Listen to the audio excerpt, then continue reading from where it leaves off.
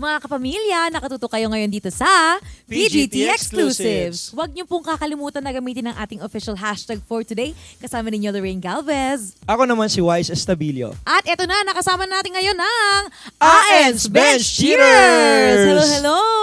po. Welcome sa PGT Exclusives and congratulations sa inyo. Thank you po. Thank you. Diba? Sabay-sabay talaga kayo kanina, no? Thank you po. At sabay-sabay rin Opo. kayong bumati sa amin dito.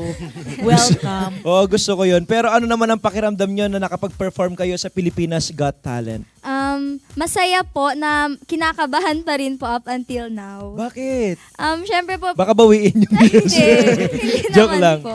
Overwhelming po kasi nakapag-perform na po kami dito sa National TV po. Pangarap nyo ba makapag-perform on a national TV? Yes po. Actually, third time po lang po kami nag-perform as a bench cheer. Oh, pero ganun naka-synchronized yung Yes steps po. ninyo. Ang galing nyo. At sa routine ninyo, saan kayo pinaka nahirapan?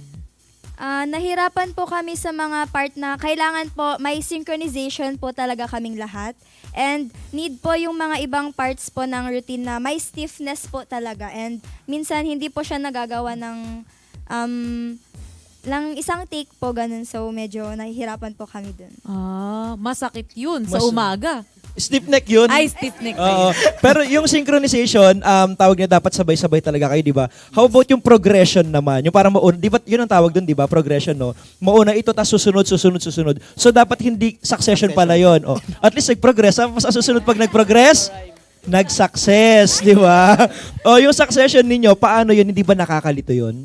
Actually, nakakalito po kasi marami yung mga steps na mahirap tapos kailangan pang i-succession po. So dapat perfection talaga ang ending Opo. nito, no? At perfect naman kayo sa ating mga judges. Dahil nakaapat kayong yeses, di ba? Yes po.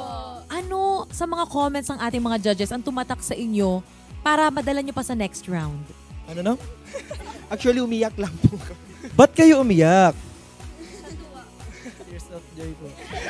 Yes, napansin nga namin, nagsiiyakan kayo nung nagsi-yes naman ang ating mga judges. Yeah, totoo diba? yan. Ay, pero nabanggit din kanina nila yung synchronization. And alam ko na magagaling kayong sumayaw talaga. So ngayon, magkakaroon tayo ng game. Na synchronization game. Ang ganda ng title, di ba? I know, right? Mag-i-instruct lang kami kung left, yung kamay nyo, ilalagay nyo sa side na left. Then pag right, sa kabila. Pag up, pag down, kasama yung paa. Parang ganito, oh. 1. Ay, ganon. All right, let's go. Let's do this. In 3, 2, 1, left, left, left, left. Mali ka na kagad. Okay, Oo. okay. All right, let's go. Down, down, down, and up, up, left, left. Left yun. Oh, mali ka.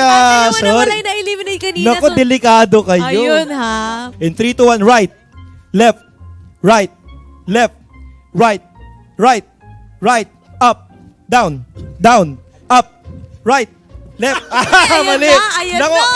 Oy, pero alam mo, dito pa lang kitang-kita na natin kung sino yung mas panalo kasi parang girls ang panalo. Palakpakan nyo na lang sila. Yes. Oo. Pero ito, isa pang question ha. Bakit karapat dapat na umabot yung performance ninyo kanina sa live shows? Kasi kakaiba po yung performance namin and first time po siya, according po sa mga judges, first time po nilang nakita sa PGT yun Yes po. po. Mukhang napakahusay talaga ng AN's Bench Cheers. Kaya naman, congratulations sa inyo and we hope to see you next time. Thank you Thank you so much po. once again, AN's Bench Cheaters!